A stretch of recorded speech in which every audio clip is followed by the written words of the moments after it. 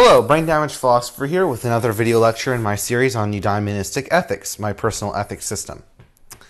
So, in the original version of this video, I was planning to cover several topics, both an expansion on my derivation of the basics of a system of justice from the virtue of rationality, which I covered in the previous video, as well as a consideration of the different types of obligations and the different severities of those obligations that one can derive in the same manner.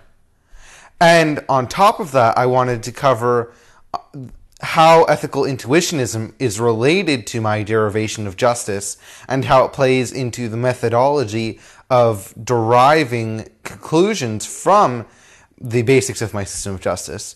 And then I also wanted to talk about a few ethical puzzles that my friend Saeed brought up in relation to my system of justice. Now, as you can probably tell from that summary, that's a lot of topics to cover in one video, and the original draft, I guess, of the video ended up an hour and 10 minutes long, which is just absolutely gigantic in comparison to all of the other videos I've put here. And I don't really think that that's digestible for anyone who would be watching my videos. On top of that, it's not really feasible for me either. I got up a little too early today, and although I'm feeling fairly good, I'm not, totally sharp.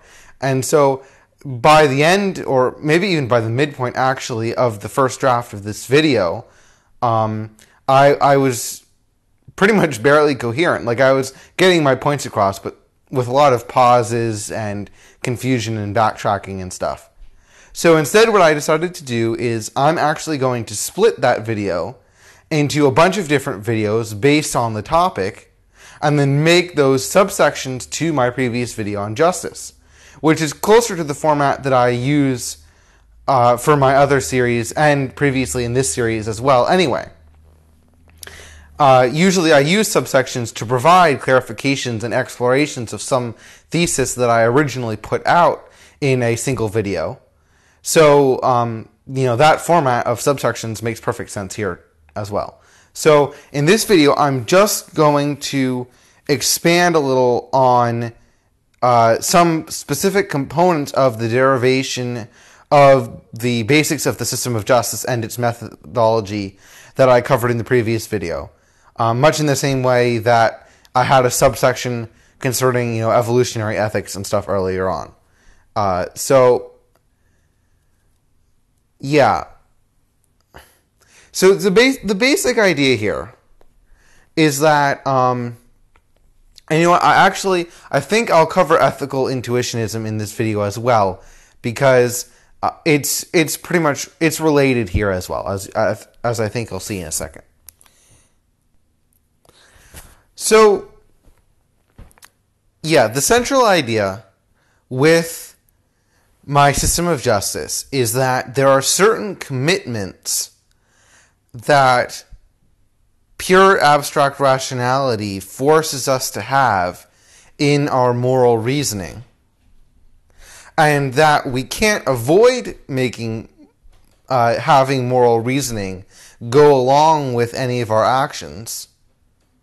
And so if you combine those two things, if the idea is to fulfill our capacity for rationality, along with the other two capacities, then of course, we have to fulfill our capacity for rationality in as many areas as we can, and that's necessarily then going to include the moral reasoning that we can't avoid doing. My phrasing of this is important because if part of our goal isn't to maximize our development and use of the capacity to reason that we have, then we could be perfectly okay with having, inconsistent and nonsensical moral reasoning. And if we could avoid having moral reasoning that to go along with all our actions, then we could just leave out the moral reasoning and be perfectly as rational as we can be in, the other areas. And so, but if the fact is that every time we act, we naturally make moral commitments and have moral beliefs, and have beliefs about fairness and stuff like that.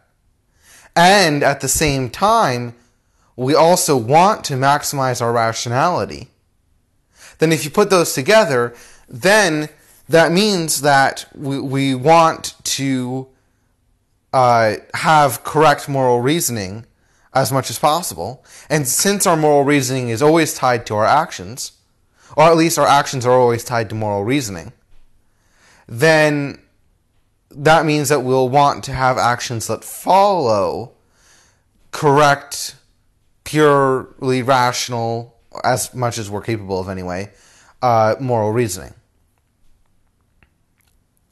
And, right, so that's like the crux of the first sort of path to my system of justice from my more eudaimonistic wrapper of ethics. Because you can picture my ethics sort of like a sandwich where, or two layers, right? There's a foundation that's very much like virtue ethics, and that's the real like eudaimonistic egoism stuff. And that's both, it's the most important, but it's also the simplest and the easiest to understand component. And then on top of that is the more deontological components of my system of justice, which serves several functions, that hook it into and connect it to the eudaimonistic component of my ethics. But it's generally a little harder to understand, a little more involved, and also a little less important, because it's only important because the eudaimonistic part makes it important, and so it's subordinate or contingent. And so there are really, I think, 3 hooks from the eudaimonistic part of my ethics into this deontological justice part of my ethics. And the first one, like I said, is the implication of the fact, as I talked about in one of the videos in my epistemology series, that humans are morally reasoning creatures, or morally aware creatures. And also the implication of the fact that in order to maximize our happiness, we should try to maximize our rationality. And I'll go into more detail about the specifics of what that entails and how this leads to my specific justice system in a moment. Well, the other thing I wanted to cover is the second and third hook. So the first hook is that combination, right? The second hook is the idea that we are, in the end, all we have. That doesn't mean that we'll end up alone or that we're always alone, but in the end, you can never get rid of yourself. You can't escape yourself. And yourself is the most constant companion that you'll have throughout all of your experiences. So if you can't learn to like yourself, can't make yourself someone that you like, then it's going to be a long, bad, hard road to which the only escape is really suicide. And so that's really important, because now you have to think about, what is it that I can do or should avoid doing that can help me like myself as a person. And, there are a large part of that is not really related to ethics. It's things like, getting healthy, taking care of your body and taking care of your mental health, and, getting good skills, things that you're good at that you can be proud of for yourself. But one important component of that is acting like a person that you would want to be around. If I act like a person I hate, then I'm going to hate myself. I can deny it. I might not really be aware of it. But I can only truly be most at peace with myself if I act in a way that I would at least be able to accept other people acting. And in particular, a way that I would at least be able to accept other people acting towards me. Because it's easy to say, oh, if someone, across the world that I'll never meet acts like I do, I'll be okay with that, right? Or if the next door neighbor that I never talk to, barely ever see, acts like I do, then I can be okay with that. So that's not a good way of comparing it. A good way of finding out if you're the kind of person you would like, because you have to interact with yourself, is to think about whether if someone else did what you do, interact with you like you interact with others, whether you would like that person. And, this directly leads into this system of justice as well. And then, moving on, the third hook is the idea, because like I said, the whole point of justice is how you interact with people. That's the subset of ethics that it is. So the third hook is that when you're interacting with other people, you are going to come into conflicts with them. The question is, how are you going to solve those conflicts? If there is a unique system of rules that are relevantly different from all of the other rules in the problem space, that are related to the core desires, the eudaimonia of everyone involved, then that's probably going to be the best set of rules to operate on, because it's one that you'll be able to get everyone else around you to agree to as fair. This is what's called a Schelling point. A Schelling point is when, if you're bargaining with someone else, and you choose some, bargain that's, there's a bunch of others that are kind of similar, but, benefit you more than the other person, or the other person a little bit more than you, then if you select a bargaining point that's, has a bunch of similar ones, then it doesn't really have a unique logic going for it. And so, the other person could really easily not agree and say, well, why don't we just shift it so it benefits me a little bit more? Because, there's no reason to choose the one that you chose over the one that benefits me a little more. And so the bargaining can go back and forth forever, and there's no real way to get people to agree, right? But a Schelling point is a bargaining point that has some kind of unique difference and logic to it compared to the others. So, for instance, if I'm bargaining with you, and we're trying to split $1. If I say, well, I'll get 70 cents and you get 30 cents, then you could just say, well, why don't I get, 60 cents and you get 40, right? Or 75, 25, there's an infinite number of ways that we could make unequal splits. But if someone says, how about we split it 50-50? There's something different, unique about the 50-50, because it's equal. In this case, because we each get something equal out of it, and there's no other split that does specifically that, right? So, in the case of interacting with other people, if we can arrive at a set of norms that are sort of special in this way, that have some kind of unique logic that leads to them instead of some other set of norms. And this is the other thing, is that there can be multiple Schelling points. So the other thing is that, and we need a set of norms that not only is a Schelling point, a unique point that doesn't just have like a gradient into other points, and we could argue about forever. But we need a set of norms that's a Schelling point that is one that's likely to attract other people to it instead of selecting some other Schelling point.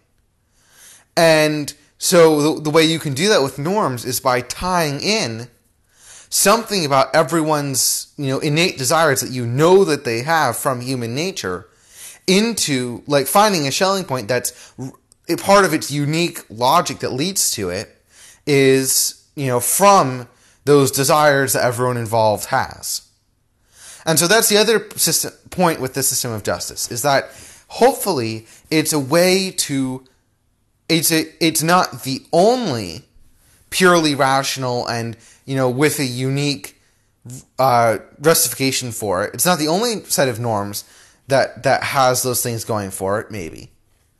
But it has a unique reasoning behind it, a unique justification for it, and it's tied into, through the other two hooks, our eudaimonia, and so it can provide an agreeable and fair and hopefully eudaimonia maximizing, and I think almost always eudaimonia maximizing, set of norms to agree to use to settle disputes, but at least between people that are aware of it and aware of what constitutes their actual eudaimonia. So now to sort of circle back briefly to the first hook. I covered that in more detail in the last video, but to make a recap, basically the idea is that if part of pure rationality is recognizing what's relevant and not relevant,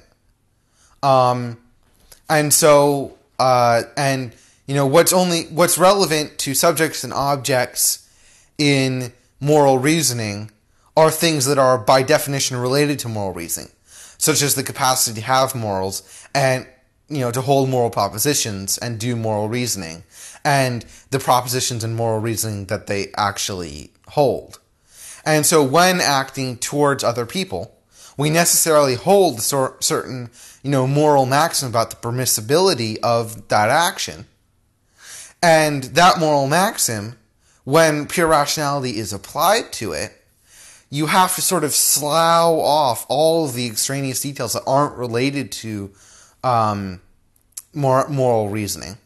And so you end up with a maxim that usually that only differentiates between subject and object on the basis of relevantly different and relevant moral propositions they hold, and obviously their capacity to hold moral propositions and follow ethics in the first place. And this leads to the idea that if you affirm a maxim where you can fit not only as a subject of the proposition but also as the object, then within a certain cooldown, a certain set of limits, which I'll talk about in a later video, you would be irrational not to accept that maxim being applied to you. And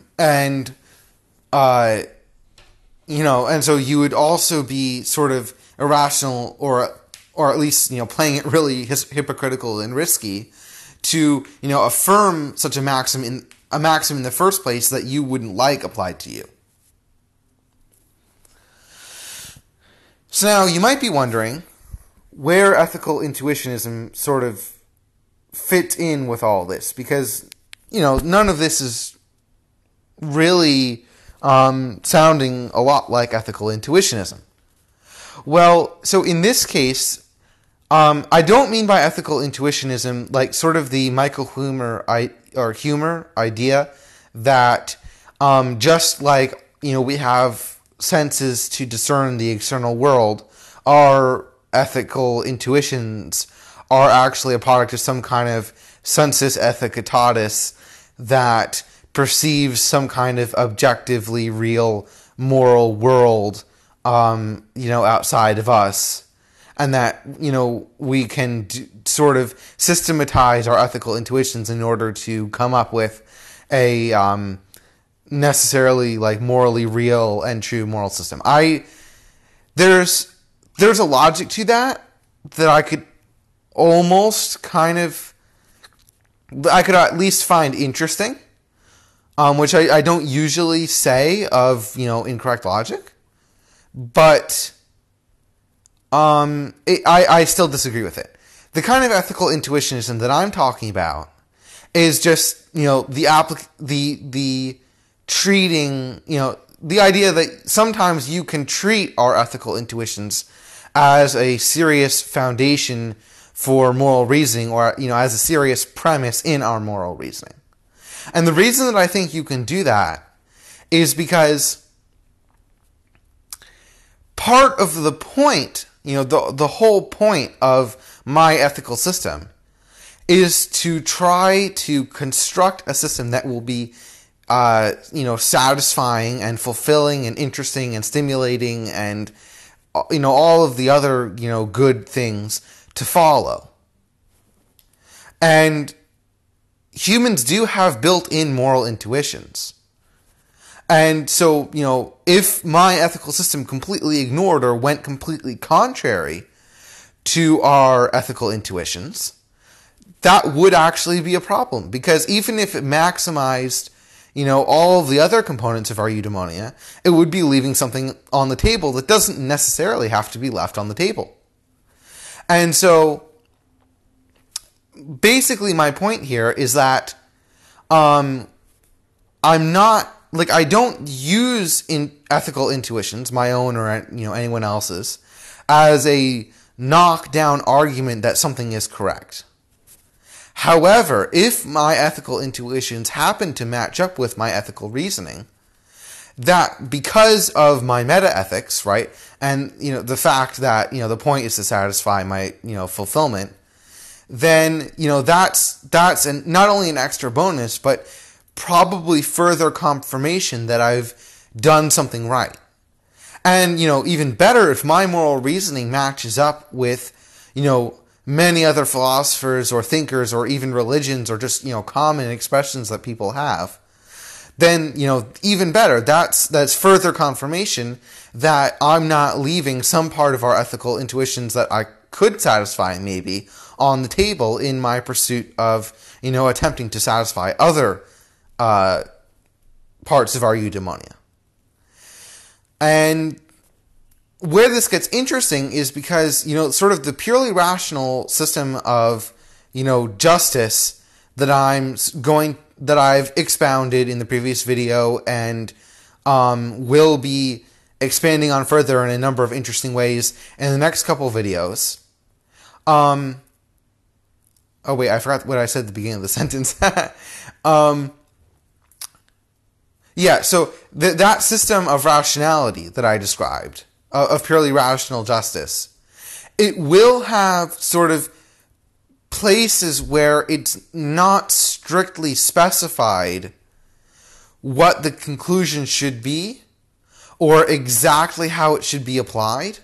Because moral maxims are sometimes somewhat vague, and, there are limits also to, what we can know about what maxims we hold or what other people hold, and, how to apply them and what exactly is proportional. There are sort of gray areas and gaps that my, purely rational ethical system can't come to a solid, concise, set in stone answer to, even though perhaps it can describe the boundaries. And so within that, since whatever choice we make within those sort of gray areas won't be sacrificing our virtue of rationality at all, because we've sort of gone as far as that will take us, so we're not satisfying any part of our eudaimonia in any other way, then we can use our ethical intuitions to just determine the conclusion within those bounds based on what we think will maximize that component of our eudaimonia. And that way we've maximized both. So basically, we can use ethical intuitionism as, or our ethical intuitions as sort of like not a stopgap, but the final more fine-grained, more nuanced component that helps, fill in the holes that this system, which sort of, falls afoul, perhaps in a metaphorical sense, of Gödel's incompleteness theorems, has. I keep forgetting the beginning of my sentence. I hope I finished that one correctly.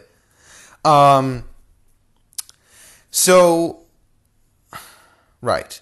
The other point about ethical intuition that I want to make is that if something doesn't match with our ethical intuitions, some conclusion that seems hard and fast, that we get from this sort of rational system of justice, since we're starting with premises that are based, at least in part, in other components of our eudaimonia that touch on our intuition as well, and since we're almost definitely using our ethical intuition as part of, the reasoning process somewhere in there, it's an indication that we might have sort of gone and done something wrong. Because if we're starting with, and during the process also using our ethical intuitions, and we would expect it to remain within our ethical intuition. So if it doesn't, that doesn't mean it's necessarily incorrect, but it certainly means that there's a reason to go back and double check.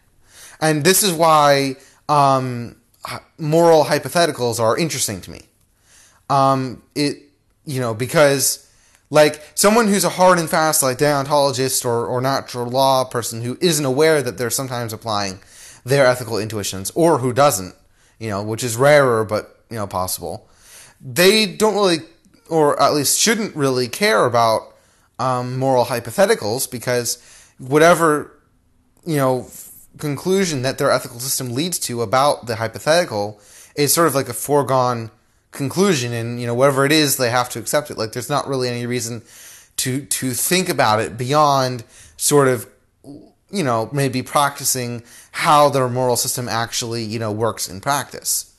But for an ethical intuitionist, hypotheticals are more interesting because it might indicate places that we might not have done our reasoning correctly, or should adjust the ethical intuitions that we're using to bolster it, or select some other sort of area in some gray area that happens somewhere further up the chain of reasoning.